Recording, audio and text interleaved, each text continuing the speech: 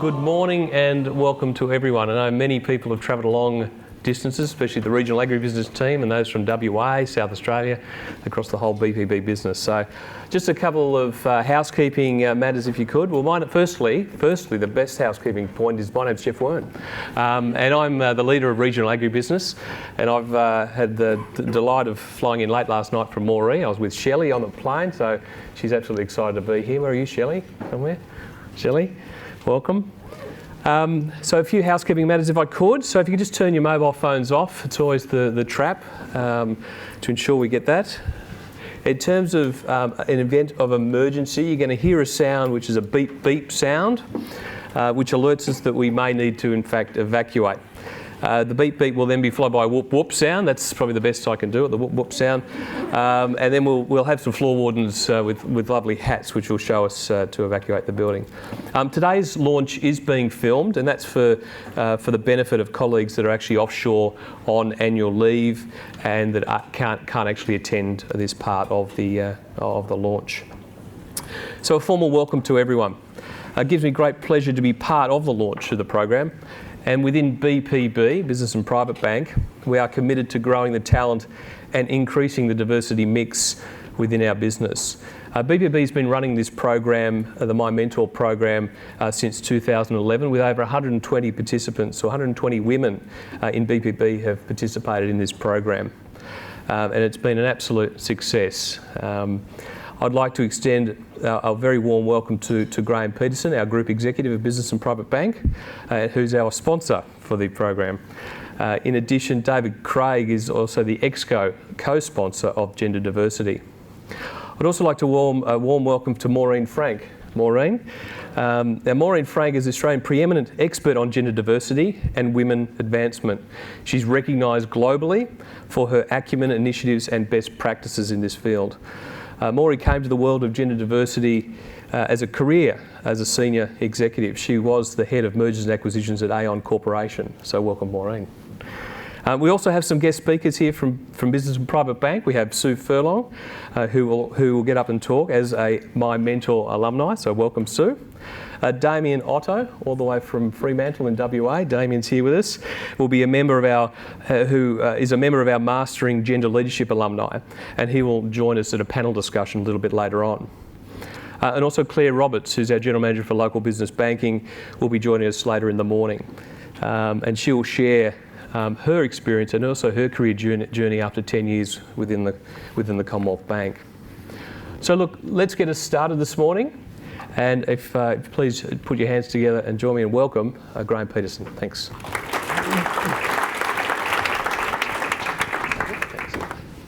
Good morning. How are we? Good, thank you. Are we excited? Nervous? A little bit nervous? Yeah. Who's more nervous than excited? Yeah. I am too because I'm on camera. So, so look, welcome. This is the My Mentor program. In the room today we have around about 59 women who are doing the My Mentor program, and we also have their managers, men and women who are the managers of the people attending the My Mentor program. So welcome to you all. It's a wonderful thing to have you all here today. Now, I'm just going to say a few words, and I really want to explain why we're running the course. Why are you here? And it is because we're trying in CBA to do a whole range of things around diversity. And why is diversity important to us? Well, we know that approximately half the number of people in this country are women. In fact, 50.8% of the people in Australia are women. The reason it's slightly higher than 50% is men at a younger age have a higher propensity to do a lot of damage to themselves. So there's more women in the country than men. But as we get into businesses, most businesses, the number of women joining CBA, 58% of people actually in CBA are female, wonderful. But as we get into more senior levels, executive manager level and above, for example, only around about 31% of our workforce is female. So we're not drawing from the best of the available talent across the country and across our own organisation. And so the My Mentor program is one of the many initiatives we have is to create an opportunity to encourage women to develop the skills that are going to help them move up into leadership roles and give them the confidence to apply for roles. So we know, for example, that in many situations, women are equally able to be considered for a role, but often feel a little bit reluctant to actually put their hand up and actually apply for a role. We know, and this doesn't apply to everybody, it's a generalisation, but we know that men will be very keen if they've heard some of the words in the role description to apply for the role, and that's a good thing. We often talk about give and get in roles, so it's very good that people have skills that they want to bring into a role and also have aspiration about what they want to learn and develop in a role. But we know that a generalisation that a lot of women will only apply for a role if they feel that they can sort of do 8 or 9 or 10 out of the 10 qualifications in the role. There's a sense of I'm only going to put my name forward if I'm really sure I can do it. And in fact, we're not happy about that. We would actually like women to be applying for roles when they feel they can do parts of the role, and also identifying the other parts of the role where they're going to have some development opportunities in the role. And so part of what this program is going to do is provide opportunities. How is it that you're going to be able to feel confident to apply for a role and put your hand up for a role? What else is it that you might want to develop as some skills, some negotiation skills, some things that can build up some self-confidence and so forth? How do you put a resume together? How do you even have a career objective? What is it you actually want to do with your life? We've actually had people go through these courses who've actually decided that financial services is actually not for them. And that's actually okay. It's actually great to sit down through your own life and say, what is it I really want to do with my life? And it might be something completely different. And that's having that self-awareness and then a bit of a program to go and do that. Wonderful. Hopefully all 59 of you won't do that, because I'd feel pretty bad about that. But if that's for you, that's fantastic. But equally, we've had lots of people in these programs who have decided that, in fact, that they're eminently capable to do things. And what is it? Is it study? Is it experience? Is it just the fact that their boss is actually holding them back, etc.? So the program is designed to give you, the women on this program, the confidence to apply for roles, the confidence to actually go and express what you really want to do with your life, and a whole range of other things. Maureen will take us through that shortly. So that's all around, across CBA, giving women the skills, the capability, the self-confidence to move up into the organisation should you aspire to do that. Across the group, of course, we do many other things. We run a program for men, actually, because we know that to address the whole range of gender challenges, we need the men who largely are in I think 70% of all leadership roles across the organisation are some of the most important people who are actually going to change this imbalance across the organisation. So we run programs for men, and it's really around for men to say, how would you feel if your mother, your partner, your wife, your daughter was treated in a way that you felt was inequitable? They're actually working for somebody who actually wasn't giving them equal opportunity. So we work with men to say, what is it that you could do more broadly across the organisation? Now, this is not about saying we've got to get to 50-50 and we'll do whatever it takes to get to 50-50. We're not saying that at all. What we're saying is, based on merit, we want the best people coming through the organisation. So we want the right people in the right roles. And what we're saying across CBA is we're not convinced that we're actually getting that exactly right, that there are lots of women in our organisation, 58% of our employees, for example, who've got enormous potential to move through the organisation in time. And we want to make sure that women are given every opportunity. We want to make sure the men who are actually making a lot of those decisions, men and women, but largely men who are making those decisions, are making the best decision. And we talk a lot about unconscious bias. So people in my situation have only ever worked for a male. I have all my children are men, etc. I went to an all-boys school. What's my conscious bias? Well, my unconscious bias going to be? It's going to be largely around males, isn't it? So for people like me, for a whole range of the men who are in the room, what is it that we can do to be thinking much more broadly about when we want to recruit people? Are we thinking very openly about how we recruit people? Or do we have sort of assumptions that just a woman of a certain age might go off and have children, therefore I won't consider her for a role, or a whole lot of other assumptions? We don't want that sort of stuff going on in the organisation. So we're running some very, very good programs with men as well. And the reason we do that is why do we actually want diversity? Well, yeah, there's lots of legal reasons to have diversity, and there's a fairness thing, which is all very important. But ultimately, we want the best people for the role. If we were picking the Australian netball team, which seems to win gold medals at everything it does, or the Australian cricket team, which seems to be doing pretty well, we wouldn't say we're only going to pick people from New South Wales or only people from Victoria. We'd say we want the best talented people. We wouldn't say we're only going to pick women who went to private schools or women who can afford the uniforms, etc. We'd say who are the best available netballers. And we'd start years before that. We'd have training programs and identification programs, and we want everyone to be the best they can be. We want people at all levels across the country enjoying the sport and coming through the organisation, etc. And it's no different actually to picking leadership teams. We want the best available people in leadership roles across CBA. And I often like to think about it as diversity of thought, diversity of ideas. So when I'm picking a team of people, across the organisation. I want a whole range of influences around me. I don't want a whole lot of people who just look and think and sound the same as me, had a similar education background and so forth, because there won't be much difference in our thinking. There won't be much disagreement. It'll be wonderful. We'll all agree. We'll all follow the same football teams, and et cetera, et cetera. But what we won't have is diversity of thought. And so in picking teams for leaders, we want people who've had different experience. And that could be gender diversity. Men and women can think differently about some things.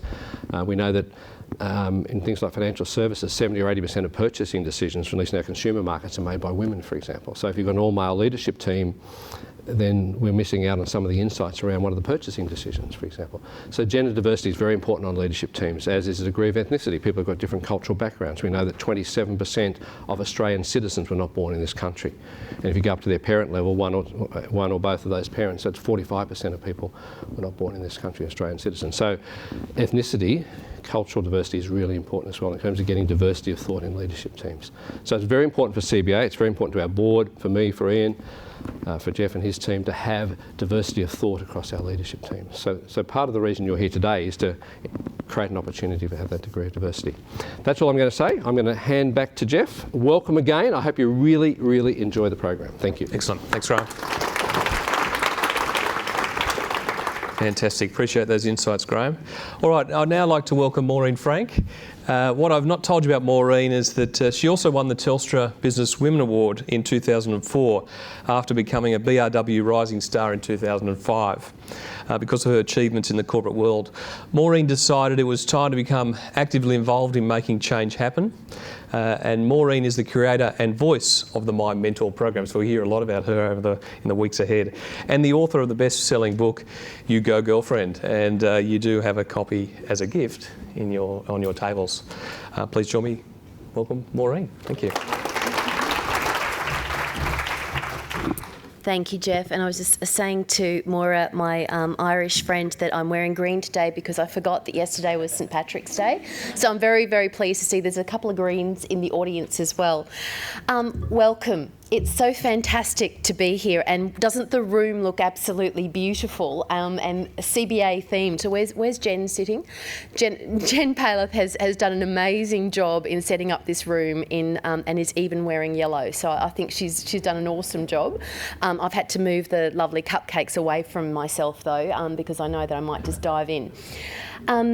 This is an exciting start to a journey. I've been doing work with CBA for quite a number of years now. I think it's probably 6 or 7 years, and I have had the privilege of knowing Graham for most of that time. And I would say that there are many organisations that have used the My Mentor program, so the program you're about to embark on. We've had nearly 14,000 women across Australia and other parts of the world do the program, but no one has done it better than CBA. And that might just sound like I'm saying that because I'm here, but I'm not. CBA was one of the first organisations to actually start using that program before it became what I would call trendy to talk about gender diversity and how important it is. So I think CBA has really been on a journey for quite some time. And I think that what you've got in Graham will hate me saying this, but I think what you've got in Graham as a leader of your business, but also Ian Narev and the executive team is some people who are very genuine about their beliefs around diversity. And it is around gender, but it is a lot broader than that. And frankly, so CBA should. What other organisations in Australia actually impact the cross-section of the Australian population? And as Graham said, the Australian population is an extremely diverse population. We all come from different backgrounds. I think to Graham's stats, who was not born in Australia here in the room? Okay, keep your hands up, and those whose parents were not born here. So it's a large proportion of the room, right? So a lot of us don't come from here. And don't we bring amazing things to the culture of Australia? So I'm going to, Amoria's given me this lovely orange badge because it's Cultural Awareness Week. So I thought I'd weave in a little bit of cultural awareness today in some of my discussion. So look, I'll go back a track because I know that there are some people in the room who've never met me before. I'm going to apologise up front to Maura and Graham because they seem to have heard my story a gazillion times and so for any of those who've seen me speak before, but I know there are lots of people in the room who've never met me before. So I'll backtrack a little bit, and thank you, Jeff, for your wonderful introduction. But, you know, I have actually a very ordinary background, and ordinary, I'm not really that smart, and I think, but I am a really hard worker, and I am creative, and I've also got a will which is around always finding a way. It was interesting, one of my daughters said to me on the weekend, "Mum, what are you scared of? What scares you?" And I thought about it, and I said, you know what? I can't think of anything. And my daughter said, well, that's not true, Mum. Everyone's scared of something. What about snakes? And I said, the thing is that what I have done, and I would say it's been a journey, and it hasn't always been that way, but at the ripe old age of 43, nearly 44, I would say I have the confidence to believe that whatever happens or comes my way, I will find a way. I will sort it out. And I would love the ladies in the room who are going through that program to have a bit of a sense of that as you go through the program, and to feel at the end of it that maybe there's some things in your world that have caused you fear or made you think, oh, I just can't do that perhaps you could have a crack at. Because the thing is, we've all got a track record of having coped, haven't we? We've all had things in our life that were challenging, that they were very unpleasant. They were experiences that we didn't choose to go through. But we didn't fall down and die, did we? We picked ourselves up and we decided to go on a journey, and we knew that the sun was going to rise the next day, and we were going to wake up and it would be a brand new day. So you've already got the coping skills for whatever that fear is within you. You all do. So I'll tell you a little bit of my story, but I only tell you this story because I want you to relate back to your thing. It's my story, but all of you have a story. All of you have times in your life which have been challenging, and you have shown your inner strength and resilience already, so it's there, right? So what I want you to do in this program is to dig deep and remember how successful and resilient you've been, and to bring that into your work environment, the decisions that you'd make. Because I'd love you to feel the courage to just throw your hat in the ring for whatever that might be in your life and your work, whether that's applying for a role, or whether that's making big financial decisions, or whether that's about just being brave and courageous. So my theme for 2014 is courage. I'll tell you about that another time. So yeah, background, diversity is a big thing in my life. My father was born in India, my mother was born in Ireland, my father came from Persian ancestry. They met in Africa, in Nairobi, and they got married there, and my sister and I were born in Toowoomba in Queensland. So I think, I always knew that I came from a family that was different. So in terms of background, my father was a doctor. You'll hear a few messages from my dad from the program. Sadly passed away a few years ago. But when in coming to Australia, he had an uncle who sponsored him in. His uncle would not sponsor him in unless he changed his name. So he changed his name. His Arabic name was Aziz Khan. He changed his name to Frank. Go figure, right? But I grew up in a country town in Australia where we were told, don't tell anyone what your background really is, because people will treat you differently. I mean, to his dying day, he's aghast that I've actually written about it and talked about it. And my mother, is so indoctrinated with the thought that people will treat you differently that she, and my sister doesn't speak to me when I tell her that I've told people. And that comes from a real inner fear that people will treat you differently. And is that a realistic fear? Well, I think that's a question to ask. I think it's probably a realistic fear in many instances, right? And that's perhaps a controversial thing to say, but I think in Australia we've got a long way to go in terms of accepting other races. And I think particularly when you go outside the CBD locations where there are a lot of people, I think in CBD it's a much more of a melting pot. You do see a lot more people from different cultural backgrounds, but once you get outside CBD, you don't. So you are different. So country town, knew we were different, had a global family. So I had a family, half of whom were in Ireland, half of whom were in the United States, heap of whom were in India. And but wanted to adapt and become Australian. So my mother used to say in her Irish accent, when people would say, "Where do you come from?" she'd say, "I come from Toowoomba." And to this day, she says that. So acclimatising was really important to my parents. I think then the other step and the difference in my family, so country town again, was that my father was very passionate about economic security for women. So his mother had been widowed when he was about 11 years old and had to bring 3 kids up in India by herself. He never wanted my sister or my mum to ever have to go through something like that. So for my mum, it was all about businesses that she ran, but for my sister and I, it was all about education. I think then growing up in school, and I really fundamentally believe, and again, please feel free to disagree with anything that I say. I'm not. It doesn't bother me, but I do think that little girls have the tall poppy syndrome in spades. I think we have it worse than men do. Because I think that what happens with little girls in school, and I guess I'm seeing it quite poignantly myself at the moment because my daughters, I've got twins and they're 13, is girls want other girls to fit in. If a girl is pretty, intelligent, captain of the debating team, captain of the netball team, if she comes into school and goes, "Gee, I did a great job on the weekend, I know, awesome," what would other girls do to her? Ladies, what did they do to her? They nail her, right? So you learn to not talk about what you've done. And if you have done something, well, what do? You underplay it. You say, "Oh, wasn't that big a deal?" Or it was the team, wasn't me, right? Now, boys, what do little boys do? If tell me who has boys. If little boys have won I scored a goal on the weekend. What do other little boys do to each other? Good on you, mate, or I scored 2, you scored 1. So it's just different, right? But what we see in the workplace is a product of that.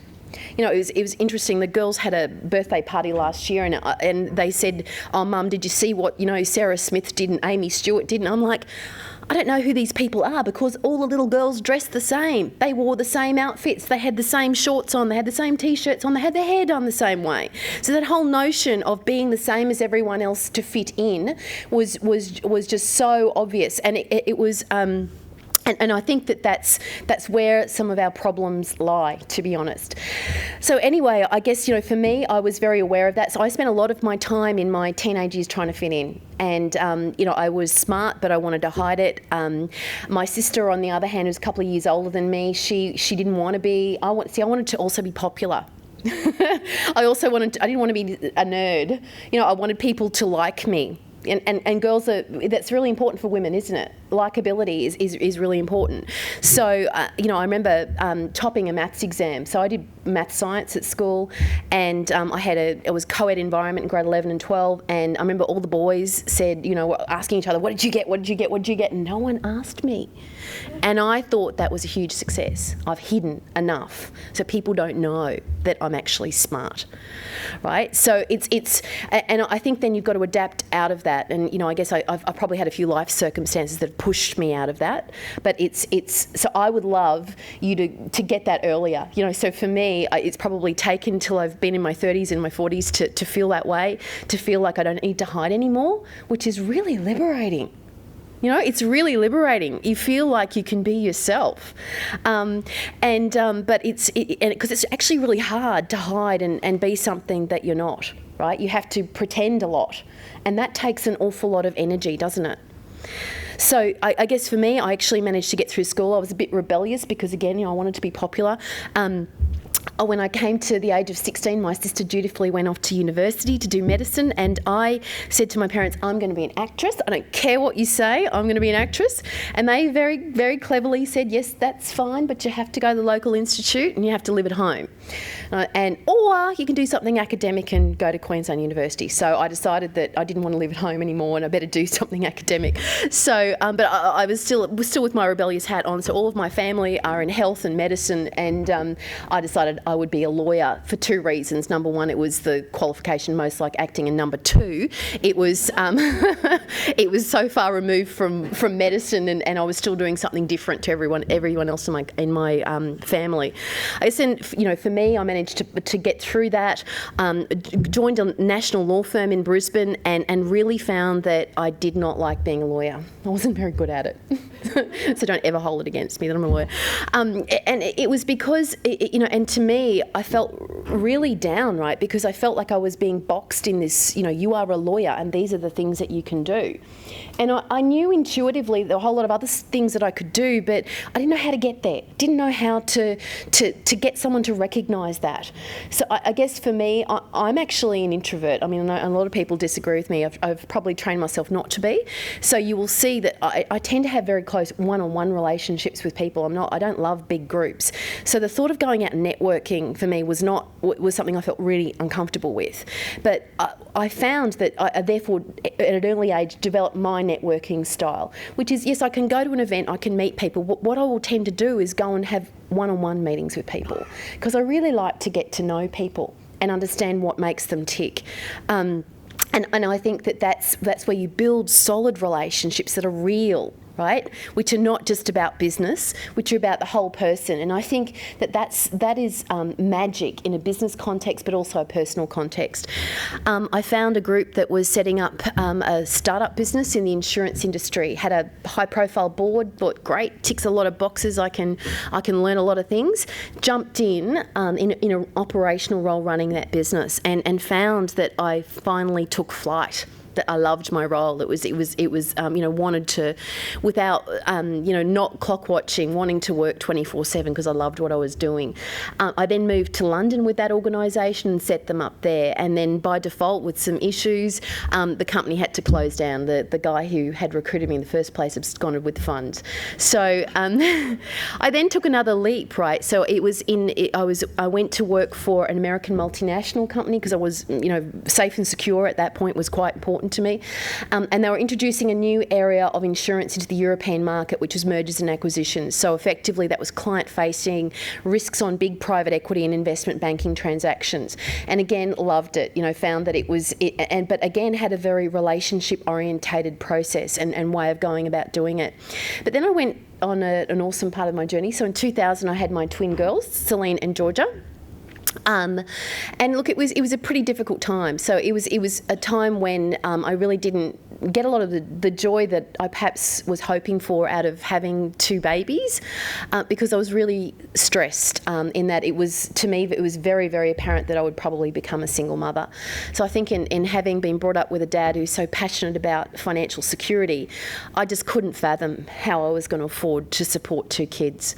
So I remember I'd resigned my job in London. I came back, went into my boss in London. I said, "You've got to help me get a job in Australia." It's a multinational. Anyway, came back to Australia. Partner's still around, and I marched into the CEO of Aon in Australia, and firstly had to convince him that they needed an M&A area, so it was client facing because they didn't have that business in Australia. Private equity was quite new in Australia at that time, and then that he should pick me.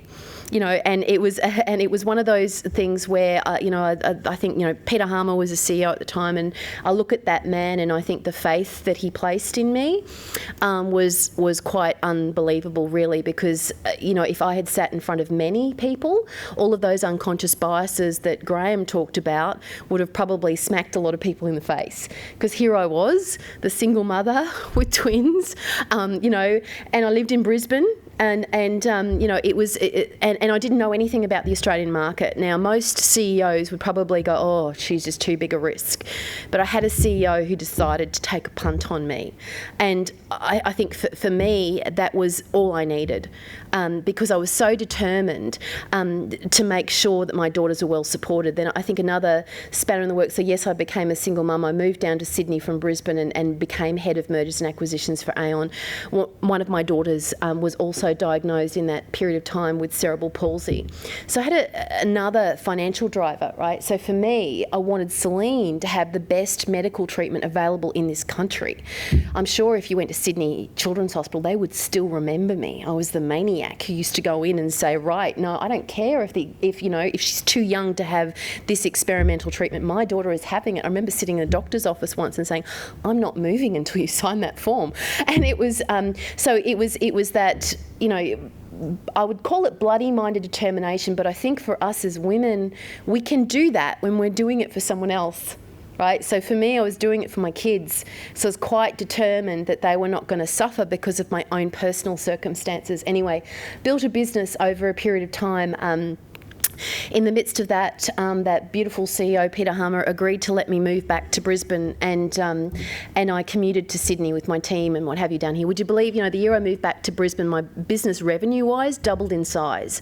And I think that was just because I had headspace to actually be strategic, was able to empower a team, and also I think being out of head office, you don't have to go to all those rubbish meetings. Or you can dial in and put it on mute and do lots of work. So I think it was all about that. And look, then I was nominated for the Telstra Businesswoman of the Year awards, and the funny thing was, when I was nominated for those awards, I just thought it was the most hilarious thing. I thought it was really funny that someone would even think. I thought it was a joke. And I, at that time, met an awesome woman by the name of Elizabeth Broderick, and Lizzie made me, you might know her, she's a Federal Sex Discrimination Commissioner. Lizzie made me go in. So she came and sat with me and made me write an application, sat with me for 3 hours, and she kept nagging me and ringing me and saying, have you done it? Have you done it? Have you put it in? And, it was quite life-changing. But, the thing was, in being one of the winners, I felt like such a fraud. I remember going into that room with all these amazing women and going, oh, my God, I just want to hide under the table. And then I had a huge aha moment. Because all these amazing women, and they all felt the same way. And I thought, wow, why? Why do we feel that we're not deserving to be here, to be at the table? And these were women who are high profile, who are managing directors, who were owners of business empires. And they still didn't think they should have a seat at the table. So that made me curious. And then a couple of other things happened, which was that in Aon World, 60,000 employees around the world, I received emails from women from all over the world, and it was all the same kind of stuff. It was, can you help me? And how on earth did you do it? And I thought, what is this about women that we've got this lack of confidence about our ability to do it, and a lack of confidence that actually we're already there. We're already being successful, and we don't, we need to jump in now rather than wait till we've got 10 qualifications and done the role 10 times, right? So that was my curiosity factor. And I guess, the other unfortunate thing was when I was interviewing for the awards, they said to me, what would you do if you won? So I had to think of something creative and clever. So I said, I guess I'd write a book. So I had to write a book, and that hence and I guess that just sent me on a different journey, a different passion. So diversity, big part of who I am. But I think the person that's probably taught me the most lessons about diversity has been my daughter. So my daughter, Celine, who has cerebral palsy, she thinks she's doing enormously well. So for my original diagnosis of not being able to walk or talk, she's in grade 9 with her sister. She's just joined the able-bodied basketball team at school, and so she has got her Irish grandmother's bloody-minded determination. I always say to something, if you want Celine to do something, tell her she can't, right? And she will do it. She gets very, very determined, and but so I think it's her inner strength. But the other great advantage she has had is her sister Georgia. So her sister does not believe she has a disability. Fundamentally, why, Celine can do that. Why should she be treated differently? Why should she be given preferential treatment? And I think that's made a big difference. But it's been challenging, right? So for me, she's not like anyone I know. She's not like anyone in my family. She just thinks differently. And so therefore, as a mother, out of love, you look at the individual and you think, right, well, what are her strengths? What is she good at? And you focus in on those. Now, I think that sometimes in the workplace, we don't take the time to do that. Someone everyone's a bit different to us, and therefore it's all a bit too hard, and so we don't focus on it. So I guess I think my message to you today is to look at people as individuals, because we all have amazing strengths. You know, we all tend to focus on the negative and the things that need to be fixed, but sometimes it's about recognising that I have strengths that you don't, and in combination, aren't we just awesome? And can't we do amazing things? And I think that's what diversity is all about. And you know what? I guess I fundamentally believe in the context of gender diversity. You know what? Men and women are different. Who believes that? You know, I think that. And I think it's perhaps not been PC in the business world to acknowledge that men and women are different for a long time. But you know what? Men and women are different, and that's a great thing. It's not, you know, it's not saying either are better. We're just different. And therefore, it's the combination of what we can bring together that can be magic in any organisation, because we're just going to think differently. So to me, for the ladies in the room, be yourself. I hope that part of this program is actually about finding who you are and having the courage to walk into work and to be who you really are, because you know what, people will love you for it, and people will see what your real strengths are, and they will see that you're a gem and a jewel, and acknowledge that people are going to like you for who you are, because it's so hard to be something that you're not. The My Mentor program, I guess, is a culmination of that journey and pulling that together. To me, that was about saying, you know what, there's a whole lot of practical stuff that I think that there's lots of theoretical discussions about, you know, women should do this and women should do that. But, you know, I think what we want to know is, well, how? How do we do that? You know, how, you know, if I want to go and network and I don't feel really confident, what are some tips, and how can I do it? Where's my plan? How can I make it concrete? So I think that's probably the business mind in me is like, you know, don't give me the fluffy that I've got to go do something. You know, just give me the 10 points and I'll go and do those actions. So it's an action orientated program. So I'm hoping that by the time we come back and see you again, we're going to hear about lots of actions that you have undertaken. It's a time to be courageous and brave. So I would encourage you to experiment and do some things that are a little different to what you have done and how you have done them before. And if you feel a little nervous about that, just blame Graham and I. Just say, you know, Graham and Maureen said that we should try a few experiments. It gives a lot of gravitas. Maybe Graham, not me. But you know, it's about saying, you know, I'm going to have some conversations that I haven't had before. And if you're nervous about doing that, use the My Mentor program as your excuse. I'm doing this program and I'm trying to develop my skills in this area. So I'd really like to have a conversation with you. I feel a little nervous about this, but please help me with that. You know what? People in this organisation will help you. They know about the program and they will support you.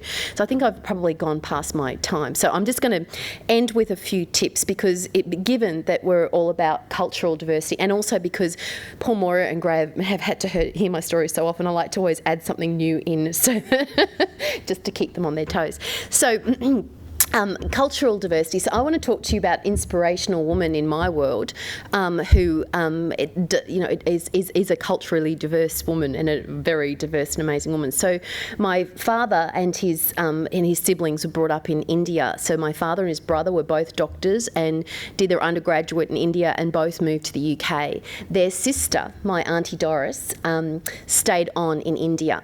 She was educated. But through family, she was married off to a cousin, and she had to move to an area which is now Iran and Iraq. She had a child, my cousin Aziz, and her husband decided to take on more wives. So my aunt, who had been brought up in a Western Eastern style, was not having that. So I've got the strength on both sides of the family. And she moved back to India. She escaped with Aziz, and she brought up Aziz on her own in India. Her husband's family from Iraq, tried to kidnap my cousin several times to bring him back to Iraq, and she would hid with family members across India.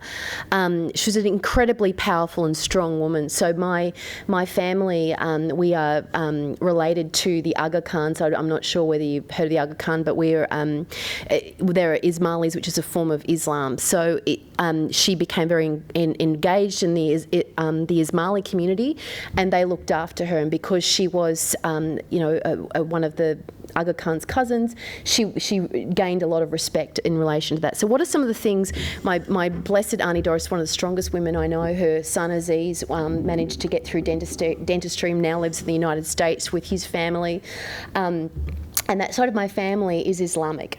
So they follow all the traditions of Islam, and they're just an absolutely beautiful family. But my aunts taught me a couple of things. So in my 20s, I used to spend a lot of time, she was still living in India there, she now lives in the United States with her son, and I used to visit her because I was just fascinated by her. She's such a strong woman. And so I wanted to share with you a couple of the lessons I've learnt from Auntie Doris and how they've impacted my life and my career. So the first one is food is sharing. So, in India, food is all about, and it's interesting, I was with a Chinese taxi driver the other day, and he was saying that he didn't get Europeans because they all had their own meal. He said, they're really selfish about food, aren't they? Right, we share, we have all our ways out. And that's what I found in my Indian experience. Everything was all about sharing, and it was all about the conversation. So it was, and when someone came to your house, it was all about giving them food, and if they didn't eat, that was absolutely the worst thing to do. And I think that is about building a community, building a village, and things were done in a village. There was a huge, even though you've got 1 billion people, my aunt was living in Mumbai, there was a village. She had her village, and it was people coming in, and that's how they survived and coped.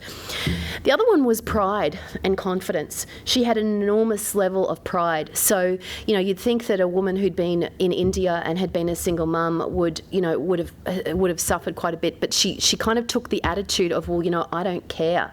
I am who I am, and I'm a strong woman, and I influence a lot of women. So she got her joy out of going to the Ismaili communities, which in some parts were quite poor, and she just would spend time with all of the women. And time teaching. So she was like the matriarch of the community. Everyone went to her for advice. Everyone came to her and said, we're marrying these two off. What do you think? So it was her judgment was the call. I remember being in India once with her, and I found this great big urn that I wanted to buy, and I went in and I tried to bargain, and my aunt just pushed me out of the way, and she went in and nailed this guy down to about a third of what I was going to pay for it. So she knew she could own herself, owned her confidence. The third one, funny one, eating with your fingers actually tastes yummy. So I remember when I first went to India and I found that people often ate with their hands. I actually was a little bit like quite taken aback. I was like, ooh, that's a bit disgusting. We wouldn't do that. And then in spending time and actually going and spending a lot of time with my cousin in America, where they all eat with their hands, Aziz says to me, well, actually eating food with your hands makes the food yummier. So I suggest that you try it, because my daughters now, when they won't use their cutlery with their grandmother, say, Nana, eating with your hands is much yummier than knives and forks. Other thing I learned is real relationships, the power of real relationships. So the other thing my aunt always did was that she unravelled the facade in people. We've all got a facade, we've all got a filter, but she would ask the poignant question and be brave enough to do that, to say, to really find out what was going on for you. And she could do that within a very short period of time of meeting someone. So she'd look at you with those beady eyes and say, right, I think this is not quite right. And finally, Ganush, one of the Hindu gods. And I remember I went out and spent quite a lot of time with a doctor who was actually one of my father's girlfriends at university. Her name was Nirgish Patel, and she was a Parsi. And Nirgish had a frantic life. She was an eye surgeon, but she had this amazing sense of spirituality about her. I remember she gave me a ganush, and what she kept saying to me is all this stuff that we worry about, all these things that happen, all the micro things that happen in our life. She had this amazing sense of peace, which was all about saying, do they really matter? Do they really matter?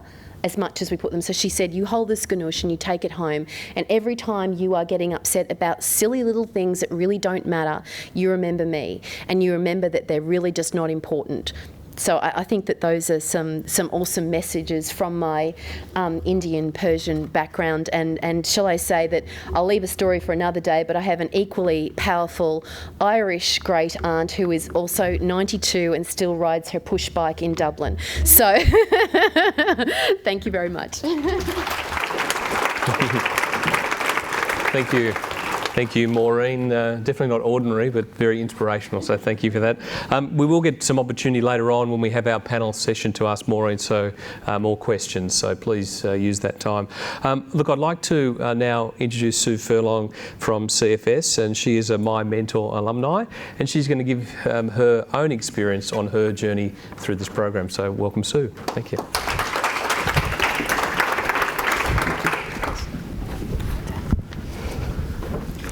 Thanks, everybody. Now, that's an amazing act to follow. I'm so glad that I'm the third speaker up here today. But anyway, thank you, Maureen. I really enjoy hearing Maureen's story and hearing Maureen speak. It has been a number of years since I did the program, but it still resonates quite highly with me. Now, wow, look at all of you. What an amazing bunch of women we've got here. With a bunch like you, so much talent just waiting to be tapped, so much potential. How can the CBA go wrong? We're just going to go from strength to strength. Now, I will refer back to my notes a little bit today, so I apologise if I look down a little bit. But thank you again to Maureen, to Graham, to Jeff, not only for allowing me to speak with you all today, but for the reason that we're all here, this fabulous My Mentor program. Maureen is a very remarkable person. I know she said that her life's been ordinary, but from all of that she told us today, I think it's been far from that. Mine, in contrast, has been very ordinary and much less eventful. I've been with the CBA since I was a graduate, and at the risk of letting you all know how old I am, that's almost 20 years ago now. And my other role is that of mum. So I have two gorgeous boys. One's 4 years old and one's 14 months. And they're absolutely the light of my life. I'm sure that most people here in the room, mothers, fathers, sisters, aunties, can appreciate that. And I would like to say that my greatest achievement in my life to come will be to raise my boys to appreciate all forms of diversity. Actually, not just to appreciate them, but to embrace all forms of diversity. Because the messages that we've got here today, that if we do have diversity of thought, we create not just a better organisation, but a better world in general. And on the flip side of that, I'd also like to raise my boys to have the choices to make the decisions and take whatever roles they want in life, whether that be traditional male roles or what we might have termed female roles. So I really wish that for all of our sons. And for our daughters to be able to have leadership positions where they're actually liked for being a leader. Maureen hit the nail on the head, I think, when she said that women in general want to be like everybody else. But as leaders, I've seen a presentation that Sheryl Sandberg from Facebook did. Women as leaders are generally not liked for being leaders, whereas men are. So hopefully we can change some of that perception. Okay, sorry, I digress a little bit.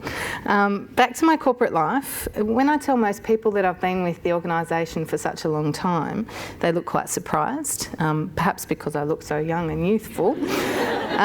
But I think it's because they assume I've been doing the same role for all that time.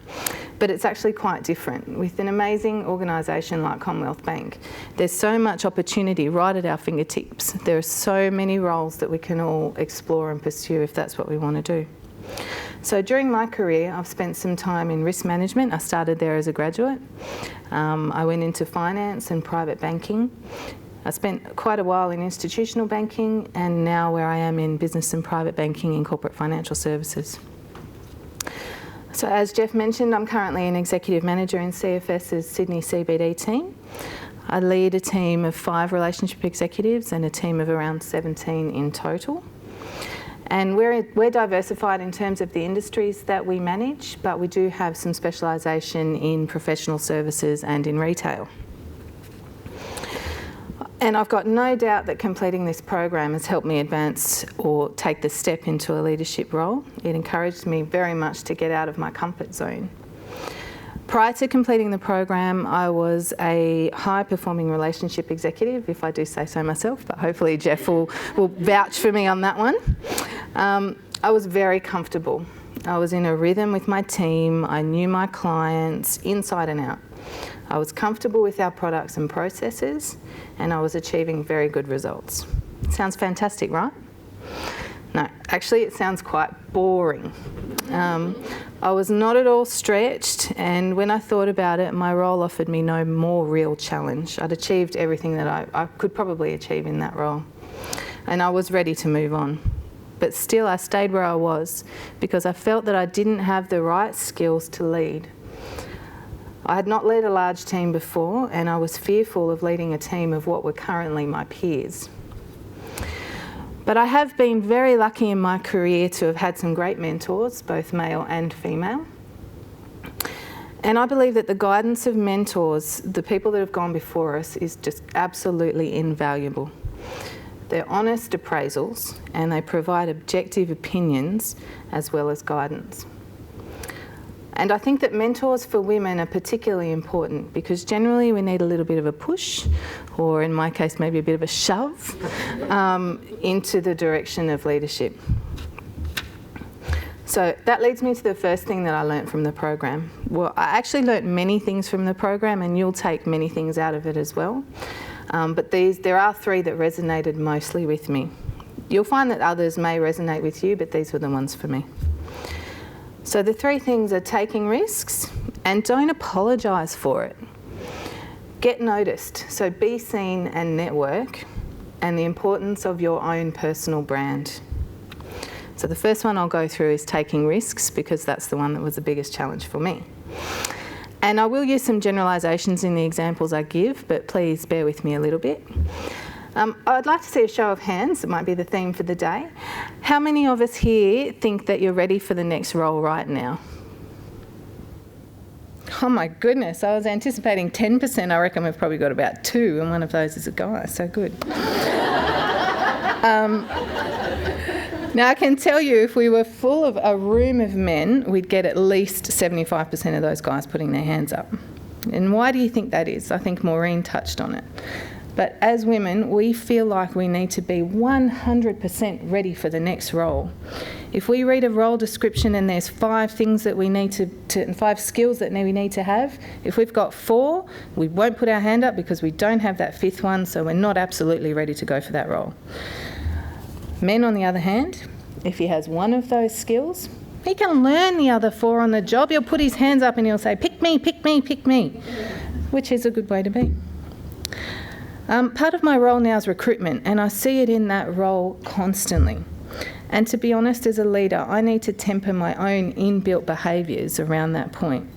I am guilty in the past of telling some candidates that I don't think they're ready for a role where they would actually be able to grow in the role. So we all fail sometimes, but I think awareness is the key.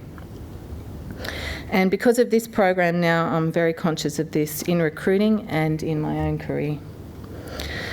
And it's a risk for me to be here today. I could fail miserably, but if I don't take the chance, if I don't take a chance, I won't have a chance to succeed, and I wouldn't have had the opportunity to meet you all, which will change my life. Second point is getting noticed and networking. And by getting noticed, I mean self-promotion as well as what you might understand to be networking. And I'll explain this with a little story of my own background. The lowest point in my career was when a decision was made, when a career decision was taken out of my hands. So a strategic decision was made for me to move where I was working, so to change the location. And I was absolutely devastated. I whinged and whined, and I went through all the usual, why me, why not that other person, whine, got nowhere, achieved nothing.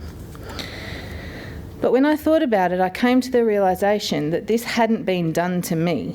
I had actually done this to myself. I was always a quiet achiever. I did my job well, I kept my head down, I kept my bum up, and I thought I was doing a good job. But what I was actually doing, as Maureen said, I was hiding. So no one knew what I was doing, no one knew how I was doing it, and nobody knew what I was achieving. The My Mentor program, which I think I completed in 2011, so I think I was one of the original in BPB, it made me realise that my own destiny is in my own hands, and I made myself a promise that I wouldn't fall into that trap again. So from that point on, I made sure that the key people that could help me in my career knew what I was working on. I made a big deal when I won a key transaction, and I made sure that senior management was involved in my work. Now, I'm not saying or advocating that you need to bombard your management with everything you're doing or your peer group with everything you're doing, but I am saying be proud of what you do and how you're doing it, and tell people about it and get noticed. There are so many people out there that are looking for attention. You need to take your own responsibility to become front of mind. And part of this is networking, to getting to know as many people as you can in as many areas as you can. That's internal and external to the bank. And the power of advocacy is huge. We all know that old saying, it's not what you know, but who you know. And in this case, it rings very true. And men are generally better at this than women. I started networking more as a result of this program, and it has helped advance me, no doubt, from relationship executive to executive manager, and it's also brought in some good business for the bank. And lastly, your personal brand. I'm sure you've all heard that term bandied about quite a lot, so this will be the point that I go into the least. But what does it mean? Is it dress? Is it look? Is it conduct? Is it achievement? Well, actually, I believe that it's all of those things. And because it's about you, it's unique and specific to you, so it could be anything.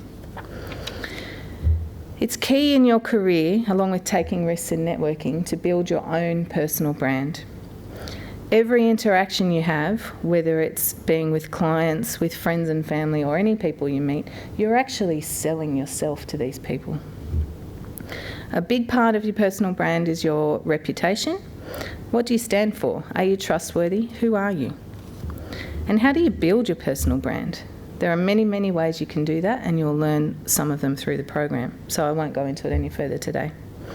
Other than to say, be aware of the impact that you make on other people, and is that the lasting impression that you want to make? Is that the way that you want to be perceived? And finally, I'd like to speak to you very briefly about the program structure. There are three main components that all work together. There's an audio component, which for me was the most enjoyable component. Hearing Maureen speak through and the material, and recount her experience is so much more engaging than just reading through a textbook. It's also more relaxing, but make sure that you dedicate enough time so that you can take it all in properly. And also, Jen tells me that this year the audio is available on a USB, so we're coming into the technology age now. The workbook's an excellent resource that works very closely in conjunction with the audio. And it's something that you can reflect back on and refer back to long after you've completed the program. I still get mine out today and refer back to certain learnings that I had. And the peer groups. The peer groups for me are the absolute key. So building a group or a mini federation of like-minded individuals that you can discuss the material with is just invaluable. So please prioritise the time to get together so you can get the most out of your sessions. Remember, this is your program, it's your peer group, and you need to make the most out of it. But it is an intensive program and it will require commitment. The more effort you put in, the better results that you'll get out. You need to be prepared to dedicate the time, otherwise you won't get the payback. And as I mentioned earlier, prior to completing the program, I was very comfortable in my role. But since completing the program, I've challenged myself and progressed to an executive manager position, leading a team of people without the comfort of my own portfolio to keep me safe. And in the executive manager role, I'm not in control of my own destiny. I need to lead and inspire a bunch of people to come along on the journey with me. And without completing this program, I don't think I would have been willing to take on the risk of that.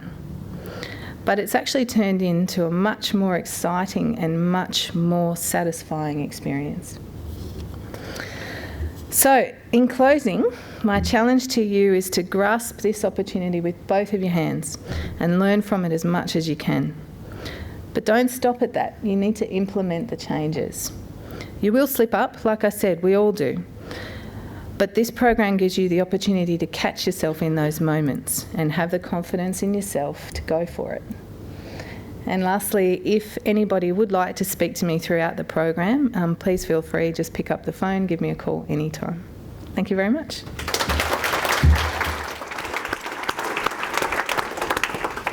Well done, Sue. Well done.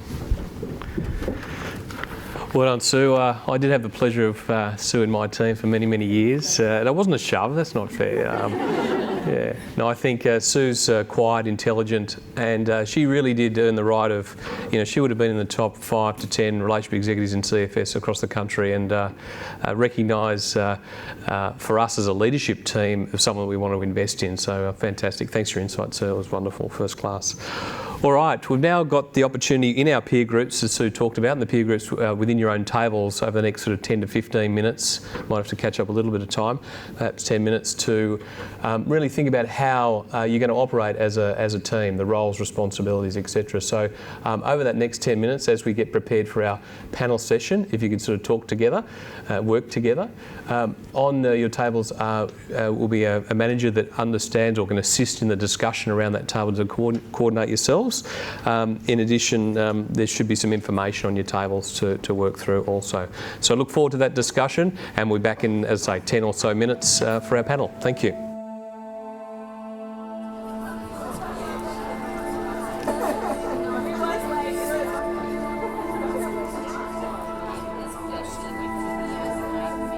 If I could now warmly welcome our panellists, Claire Roberts, General Manager for Local Business Banking, come to the stage. Graham Peterson, please for the, thank you.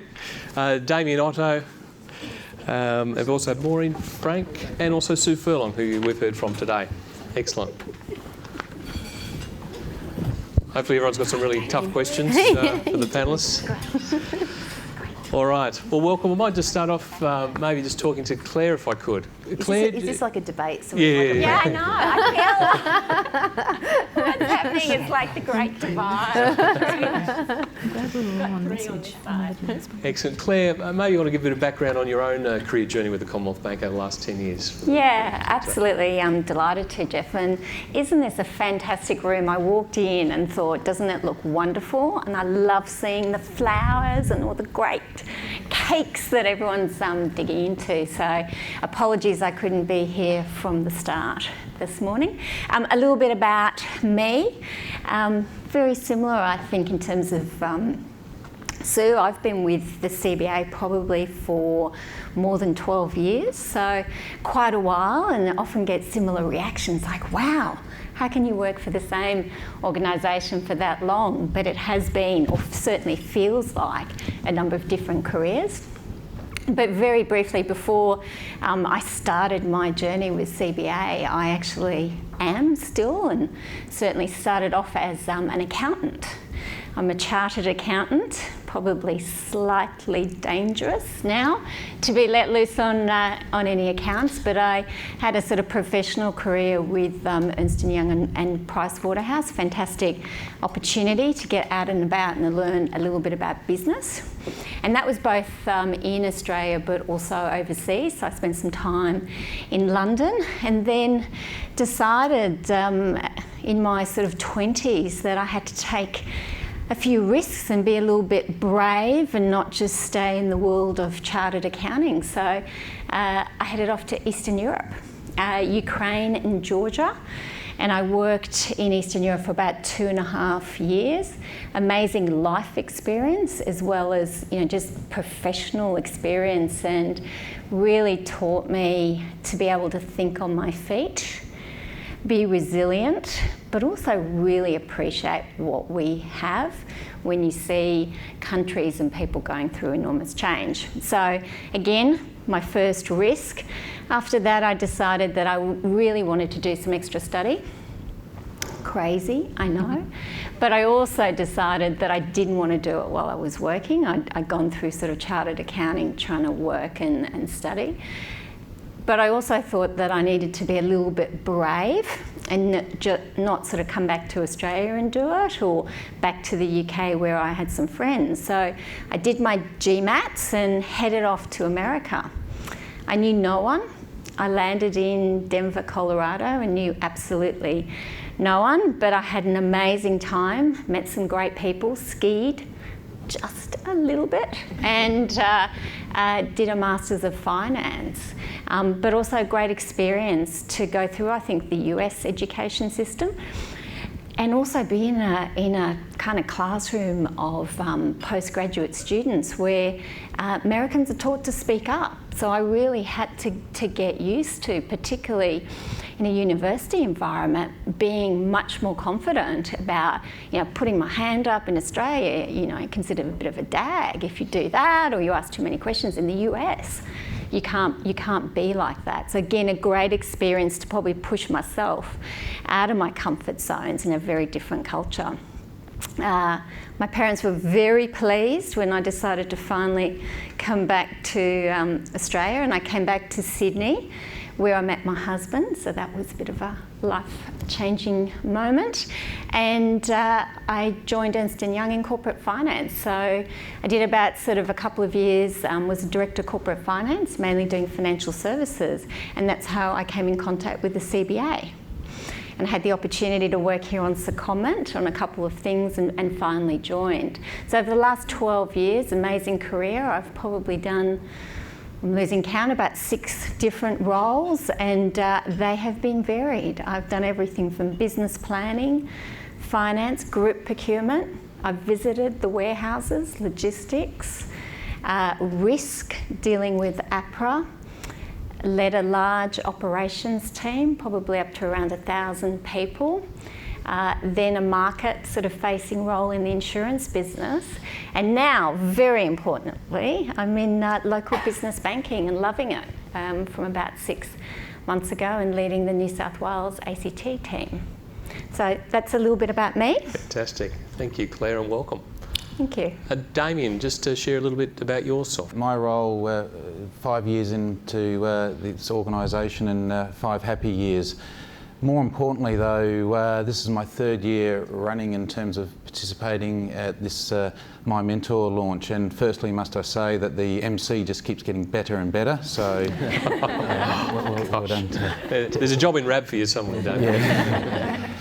But it's why do I come along to this? And it started because I participated in the Mastering Gender Leadership program that Maureen facilitates, and not that I needed to open my eyes to things, but I needed to become that awareness piece. And personally, I wanted to enhance and enrich my development, and I now put that to yourselves as part of today to enhance and enrich both your personal development, but also professionally as well.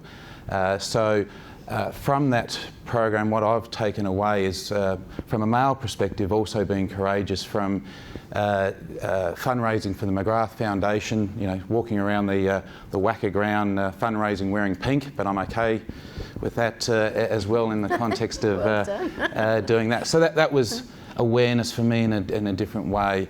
But it's more around having those conversations that I feel that I'm enhanced at from the program, and also looking forward to hearing more about the path that you're going to take over the coming weeks and months as well. So thanks, Jeff. Okay, thank you, Damien. All right, well, the floor's everyone in this room. Who would like to ask a question first? I think I've just stepped into my courage by going first. Good on you. I'm Well done. Rosie Grabak, and I'm the facilitator for BNPB in Queensland. My question is for Maureen. Your theme this year is courage. What do you anticipate, or perhaps have seen as being the most courageous event that you will do this year? Look, I think that I've got a whole lot of new things coming out. So we're recreating My Mentor, where the program that a lot of the guys in CBA have been going through. We're recreating that. I'm also writing another book called Courageous Woman. So to me, it's about having the courage to continue to be a disruptor. So, and I think that we as women always struggle with the popularity contest thing. And so I think I'm going to change my title to Chief Disruption Officer. And it's about, constantly being the challenger, but feeling like you can do that in a way that you feel comfortable in doing as a woman, right? Which is it's not necessarily about being aggressive or even assertive. It's about actually sometimes joking with people and saying, well, hey, have you thought about doing it this way? So it's to continue to create that friction in organisations. And the thing I still struggle with at times is the popularity contest thing. Like I was saying to Grandma, I've set up the CEO Champions of Change in Queensland, and there's HR working groups around, and there's one individual in that group that really does not like me, and it's one of those things where I've had to kind of actually sit, and that doesn't sit, that kind of makes me ruffle and makes me feel uncomfortable, and women, we take it really personally, don't we? And then I kind of go, right, sit back, breathe, and go, you know what? I've actually got to have the courage to have a conversation around this. So I've left 5 messages for said person last week saying, you know what, we need to talk about this. And the funny thing about bullies is that they often, when someone wants to have a clear and calm conversation, they usually back down. Hi there, I'm Ruth Lyons from Women in Focus and Corporate Financial Services. My question is for Claire. Obviously, we've been talking a lot about courage, and when you said that you went to work in Eastern Europe to be able to do that, wow, that's seriously courageous. Is that something that you sought out as a challenge, or something that just happened to come about?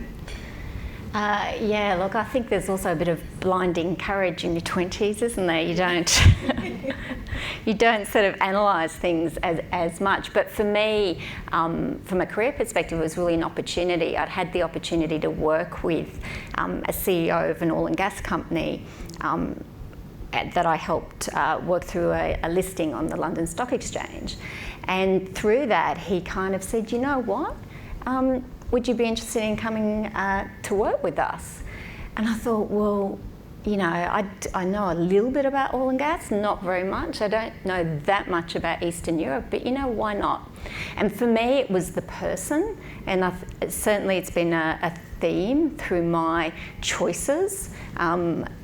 Very much about, yes, it's a risk, yes, I don't know anything about it, but do I trust that person? Do I think I'll learn from that person? Do I feel supported? And you know what? It's not that much of a risk if you've got that confidence. Hi, Sue. Lauren Bosler from the RAB team in Lismore, Northern New South Wales. So you started in the bank as a graduate, and you've moved up to this wonderful position where you are now. What's the biggest challenge you overcame to get to this position where you are now? I honestly think, and it's not just because I'm on message, but the biggest challenge I faced was myself. So having the courage is the theme for today, I think, Maureen, to put myself out there. It's really hard to get out of your comfort zone, particularly when you're performing well, you know what you're doing, you know who your team is. It's really hard to put yourself out there and say, okay, I'm going to give this a crack. And I might fail, but if I do, too bad.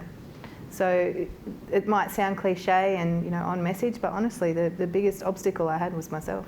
Everything else, I had the support there around me. I had the confidence of my managers. I had my mentors, but it was me that was holding myself back. And when I realised that, and I realise it every day, then I took the step and I haven't looked back. My name's Kathy Johnson. I'm from CFS in Melbourne. Somebody said to me a long time ago, Kathy, at one point you're going to have to choose between being a transactor and a people manager, and you've gone from one to the other. What sort of challenges has that provided you? Has it provided me? That is a real mind shift. It's very difficult to go from being the doer to being the leader. And honestly, that was the biggest change I found in when I changed roles. Sorry, what was your question? How did I overcome that, or what were the challenges? What were the challenges? What were the challenges? It's inbuilt in you, so it's easy to be the transactor. It's easy to control your own destiny. It's difficult then to step away and say and try and get people to come along with you. So that's the challenge. To be an inspiration and to lead your team is the biggest challenge. But you know what? People want to be part of the journey, and people want to be part of success. So if you lead in that style, if you lead in that way, and if you give people the autonomy to do it their way, then they'll come along with you. Did you have the temptation all the time to want to jump into the transaction? And I still do. Yeah. I can't help it. I was there with my peer group and I'm going, okay, what do you want to do? How are we going to do it? I said, oh, stop talking. It's not about you. So yeah, every day, Maureen. Yeah. Absolutely. And the CBA's got some great programs around going up onto that balcony and being strategic and not getting in there and giving everybody the solutions, but helping people to work out the solutions for themselves, so that you have the aha moment and not the duh moment. So when you figure it out yourself, it's aha. When somebody goes, this is how you should do it, you go, duh, why wasn't I doing it like that in the first place?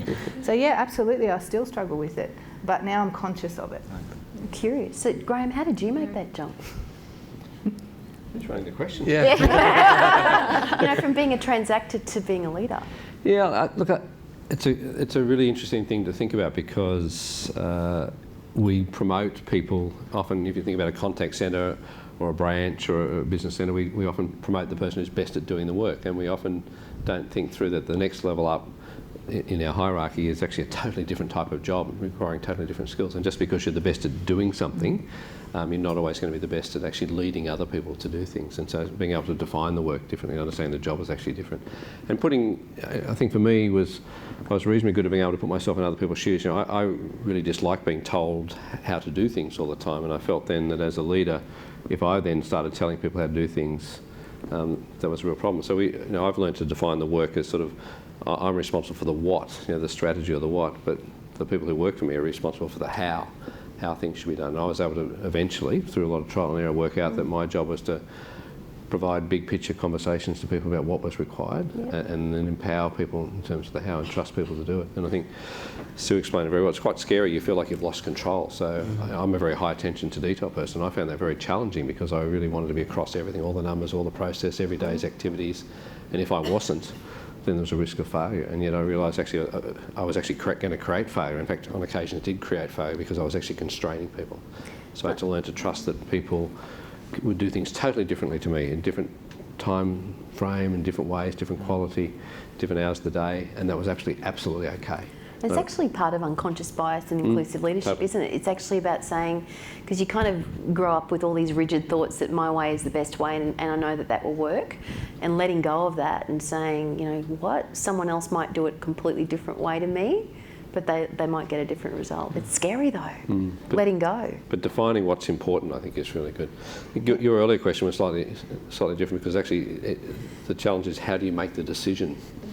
I think so. There's a part of it is, I'm actually very comfortable in my comfort zone, which is what Sue spoke about, and the other part of it is actually what I really love doing, because it's actually quite okay in one sense to say, I love doing transactional, I love the client thing, I don't particularly want to manage people, I'm actually really happy doing that. And we have some people in the organisation who can be quite mature in their 30 years of experience, and we ought to be able to say, that's absolutely fine. That's absolutely fine. You may well find yourself reporting to a younger person, but that's absolutely fine.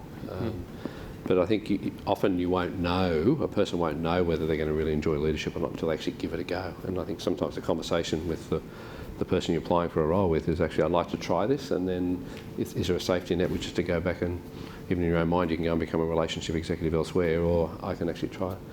But it's very important to have a leader or a boss in that situation who understands that you're going to be doing something very different. Christy Lee Perry from ZFS in WA. My question's for you, Damien.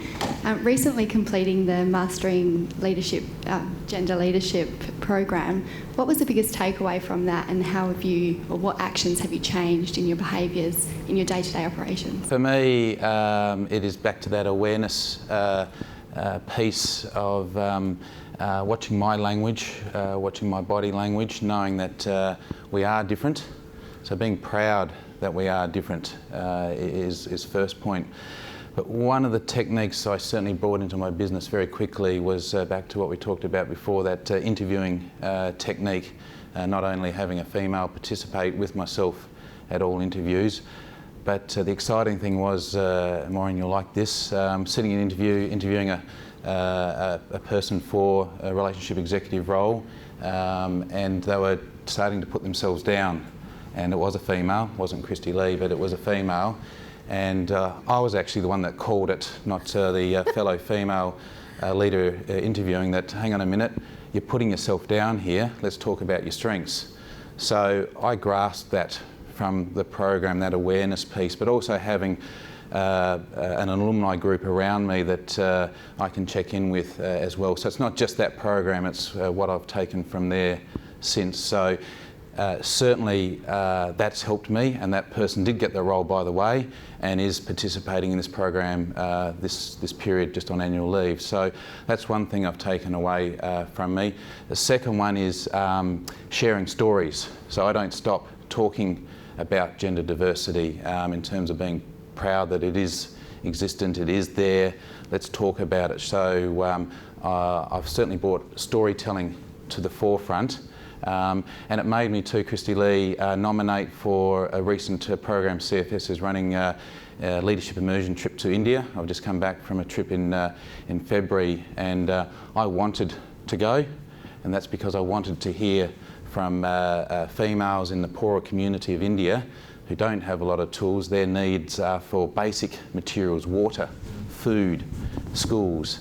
And I wanted to participate and learn and observe from those great female leaders who I classify now as heroes in my mind. So taken a lot from it, but proudly from 3 years ago, still carrying it on today. High five. Excellent, great question. Thank you, Rennie Brown, Local Business Banking. And I'll open this question up to the whole panel. So we heard earlier about how, as girls, we tend to chop each other down. If someone comes up and they're bragging about what they're doing, or if something's working particularly well, we say, don't say that, put that person back in their place. What's your tip, or how do you think that we as a community can work much closer together, given this program, to really support each other? What's the tip for moving this forward?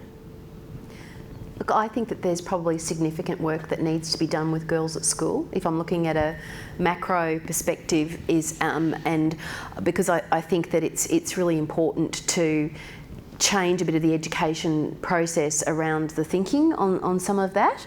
But that's a long journey. So I think that it's about, to me, it's about getting to women and girls as early as you can. So if you've got daughters, that's your starting point. If you've got sons, that's a good starting point too.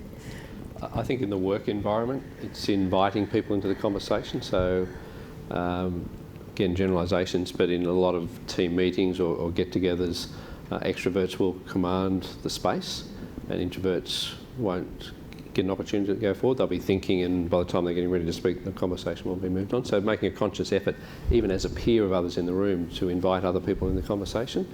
And so, look, we haven't heard from Fred or Frederica, or how was your weekend, or bringing people into the conversation gives people voice. And it's even interesting now, one or two people have asked a question early on, a moment or two ago, just after I think one of us spoke, there were about 7 or 8 hands up, so people feeling more confident suddenly. So inviting people in to a conversation is really important, and giving positive affirmation when someone said something positive. So a person has said, I've done a good piece of work, or I've just presented, or something like that. So positive affirmation if you witnessed it.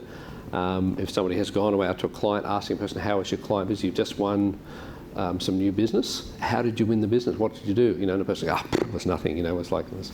No, seriously. Ask a person to deconstruct what they did publicly. You may even know the answer, but actually asking a person to talk about it in a way they're comfortable is good. So doing that sort of stuff. So they're all the positive things to encourage to push along. And I think also when you see the negative, you've got to work out a way that's constructive for long-term relationships to cut that off.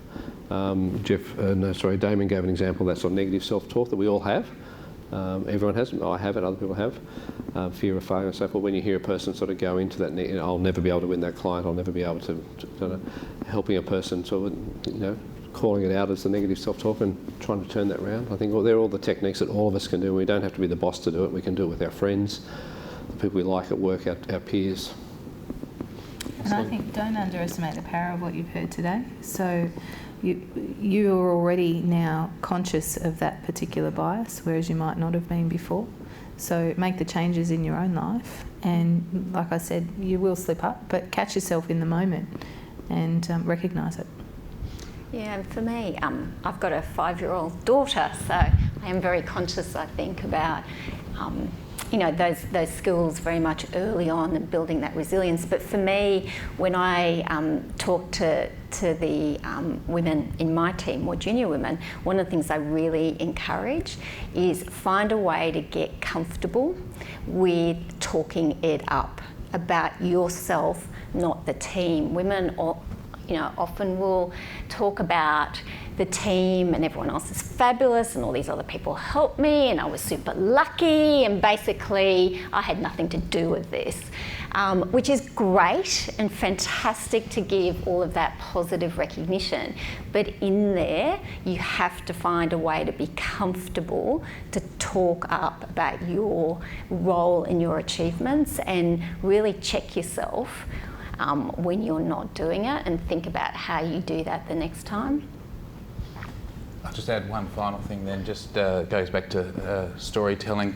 Some females, you are right, still feel that maybe even this forum is a bit of a women's lib forum. You need today to go back and have a huddle and share what this is about. It's not about that, it's about enhancing and enriching. So just keep that storytelling going and move those others away and people will jump on board. And just add one final thing. I think that in a work environment, when we see that happening and we see that kind of schoolyard behaviour happening, it's about having the courage to call it.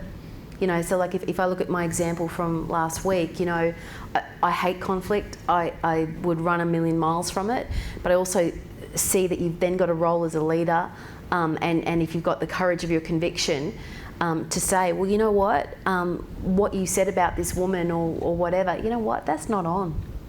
That's not on. Why did you do that? You know, what is it, right? It's a hard thing to say sometimes because it's easier to go with the flow, isn't it? Excellent. All right, question over here, down the back. Thank you. Hi, Lily Elliott here from ComSec. I look after customer engagement. And it's been really insightful listening to everything that has been said today. And the one thing that I'm struggling with in my mind is we talk about getting women out there, getting them to speak up more, making sure that we've got the confidence, but how do we balance noisemakers and people that are very busy managing their brand and not authentically leading their teams? Have you come across this and how did you manage it? Look, I'm happy to comment on that. Look, in any large corporate, whether it's CBA or in any environment, you get lots of different types of people with different styles and male, female, background, etc. And they have different ways of talking. You really got to not worry about the noise makers. Get comfortable with yourself, what you're comfortable with, find an authentic way for you to communicate. And I'm a huge believer in not trying to, if you're more introvert, trying to become an extreme extrovert. Yeah, that's just not going to work, that's not going to be authentic, or equally if you're very extrovert, suddenly becoming quiet. So it's around that spectrum, just really working on yourself. There'll always be noisy people. Right? There'll always be noisy people. Find a way to get your seat at that table in a way that's comfortable for you. You don't have to be a noisemaker. That's mine. My name's Donna. I'm an analyst with CFS, and there's been a lot of discussion around having the courage to take that next opportunity and speaking out about that. And from discussions with my mentor, there's now a big movement away from a linear career progression to sort of a more different paths and things like that. How do you identify the next career opportunity that you want to take, or how do you identify what your next goal should be that you're setting? And that's open to all the panel. I guess, you know, if I probably look at my role changes in direction, it's always been about learning. So it's always been about, you know, what gaps do I have, where do I want to go? So it's been less about the title, the subject matter, it's been about what new skills am I going to learn in this part of the journey. So that's been a big driver for me. And I think then, to Claire's point, it's often been about people as well. So having the confidence but again, to me, that's also had a learning connection. So I've got a connection with someone and I'm going to learn a huge amount from that person. So I really want to work closely with them.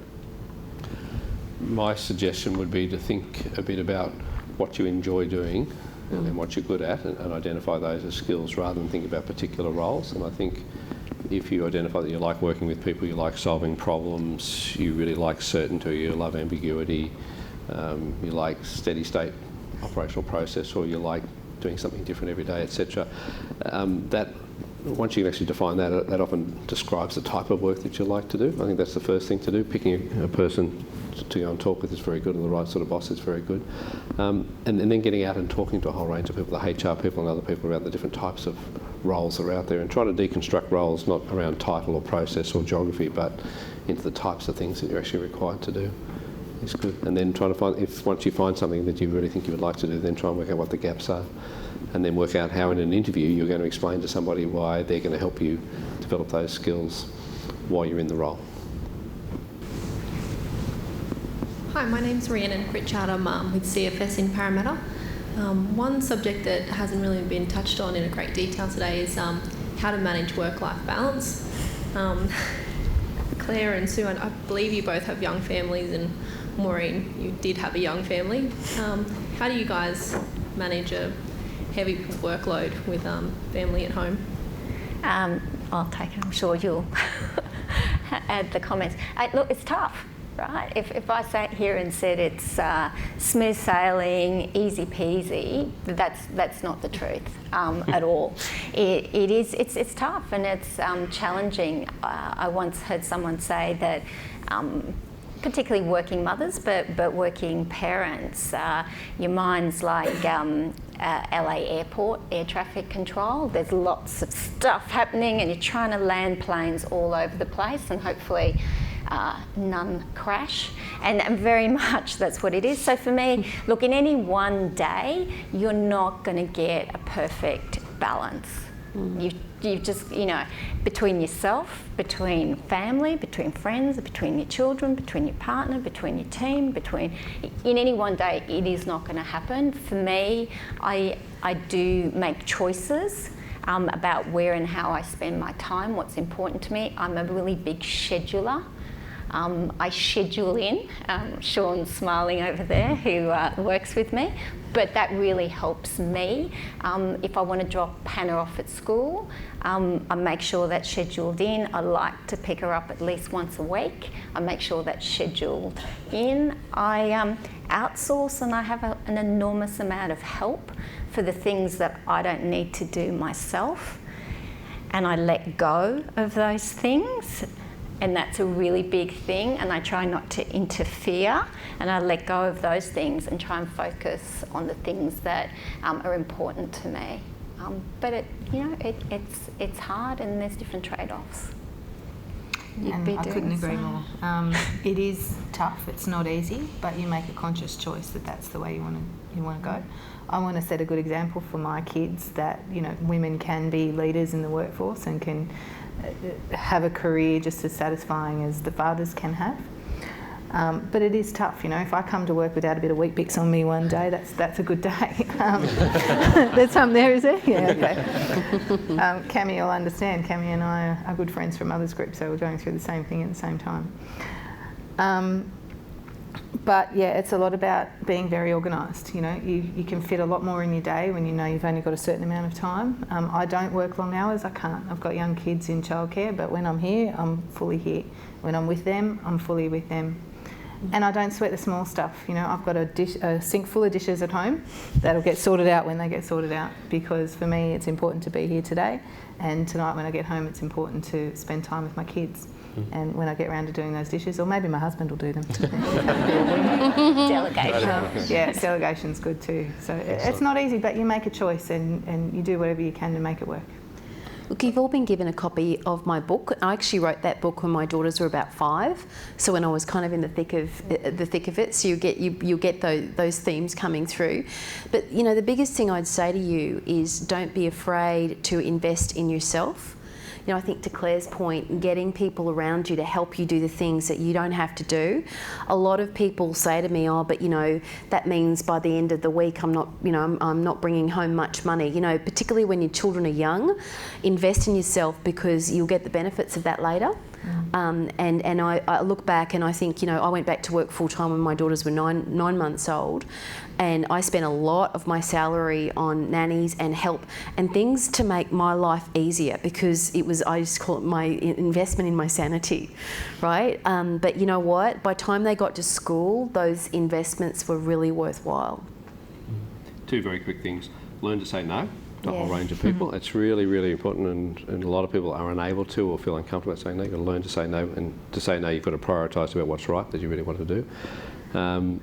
And I think the second thing is, don't wait for people to offer flexibility to you. In this day and age, so many things can be done outside the workplace. Not every job, but not every part of every job. You know, just go and do it, and explain to your boss person what you're doing, how you're doing it. I'm sure Claire doesn't wait for Adam to say anything about picking up Hannah, and I'm sure he doesn't send Adam an email and ask. Claire just will organise a day, and I don't think that it matters that Claire's a GM and other people aren't. I think you organise your day, you do what you need to do, you deliver the outcome, and how, when you do that, really is nobody else's business but yours. If you're working for somebody who actually wants to control that, you've actually got the wrong boss and you need to move. Be courageous with it, right? You know, there's that, and I think that's what Graham is saying, is that, you know, we've got these kind of rigid way of what we think is expected. Maybe it's not. And to me, you know, Liz Broderick taught me a lot about that when in my early years when the girls were babies. You know, she used to say things to me like, you know, that she had a meeting with the Governor General in Government House during school holidays, and she'd promised to spend the day with Lucy. So she brought Lucy with her, with her colouring in books. And she'd just say to me, how wild is that? And I'd say, well, you know, what an amazing experience. And I remember when my girls were little, when I first started doing work at the Commonwealth Bank here, and I remember having a similar experience with Ross McEwen, who was head of retail at the time, and I brought my 5-year-olds to a launch of the My Mentor program, and they sat at the back and coloured in, and one of my team was with them, and you know, it was not a problem, right? So it was one of those things. I think we have this expectation that people want us to behave in a certain way. Sometimes you've got to be courageous to do things a little differently. Excellent. Maybe one more question. Kim Smythe from Regional Agribusiness Vic Tas, Minari. My question is for the three women on the panel, and probably a bit similar to the last question. As women, and particularly mothers, we often feel guilty doing things for ourselves. Have you ever felt guilty, and if you have, how did you overcome it? I think we just always feel guilty. It's just in our DNA. But you've got to fight it, right? And you've got to be realistic about it, because it's actually recognising that sometimes our guilt is not serving us well, or the people that we're feeling guilty about. So to me, one way I've gotten my head around it has been, you know, there are certain things in my life, including working, that make me happy, and I'm always going to be a better mother if I'm happy. And if I was at home with children full time, I would not be happy. I'd be a horrible mother. So I just always say to my daughters, you know, thank God I work. You'd have a miserable life if I didn't, because I'd micromanage you, right? So it's actually helping understand that what you're doing is actually helping that person. I call it mummy guilt. You get it every now and again when your kids cry, when you drop them off at daycare or that sort of thing. But I've got a good support network around me with work colleagues. So, you know, one of us will come in tears one day and the other one will, you know, wipe you and say, you know, you're doing a good job, keep going. And I think Maureen hit the nail on the head before. A lot of it's short-term pain for long-term gain. So you're setting yourself up now for a time in the future. And let me tell you, teenagers, they just get worse at making you feel guilty too. Because if they get more verbal, they tend to remind you of the things that other mothers do. My daughters recently said to me, why can't you just be a normal mother? And I said, what's a normal mother? And they said, normal mothers go to the morning teas and come up to the school and da-da-da. And I said, well, you know, I'm really proud of the fact that I'm not normal then. You know, I actually talked them through that. You know, do they really want me to be normal in their definition of it? You know, because if I was normal, that would mean that they would actually miss out on a whole heap of stuff. you know, we wouldn't be living in the house we're in, we wouldn't have the animals that we have, we wouldn't, you know, we wouldn't have do the travel that we did. You know, normal would probably mean that they wouldn't even be going to that school. Yeah, I mean, concur with the comments around kids. You know, hey, you're going to feel guilty. You just you have to embrace it and not dwell on it. Maybe on a sort of different theme, because I think the guilt is both, you know, at home, but also can be at work as well. Do I feel guilty that I've stepped out, or I'm working flexibly? And a memory that I still hold very close to me is that I was running quite a large operations team out at Sydney Olympic Park when I returned from maternity leave. Hannah was probably around 7 or 8 months old. And if anyone knows the traffic from Sydney Olympic Park, I live in Balmain, and it's pretty horrific. So for me, practically, I needed to be out of there really by 4 o'clock or even earlier. Otherwise, I would have, you know, got home too late. It wasn't a trade-off I was prepared to make. And I can still remember where I sat, and every single day when you've got a large operations team and people are there still working in insurance and claims, dealing with very difficult things on the phone, you know, you have to get over that guilt of walking literally the whole floor, because my desk was in the corner, so I had to walk past everyone, and I would actually say goodbye to everyone and get to the lift and walk out. And I did that for 2 years. And you do feel guilty, and I don't think I ever sailed out of there thinking, oh wow, isn't this fabulous? But equally, I knew that I was delivering outcomes, my team were happy, and in fact, a lot of people commented on what a great role model I was, that I was being prepared to be public about it. So be careful as well in work that you don't hide doing those things, because you're not helping anyone else, and encourage your leaders not to hide their flexibility. It's important to be brave. And I think, you know, to that point, men want flexibility just as much as women do. Mm-hmm. And I know that they do. So I think those comments apply to men and women. I've certainly taken on board sharing. I've got a 5 and 3-year-old, and certainly make it very loud now that that's what I'm doing, because I want to make sure I make the role attractive to everyone, this role, Sue's role, and yeah, we need to be loud about it. So do you leave work sometimes and go and do things with the kids? Yeah, leave at 7 instead of 8, so yeah.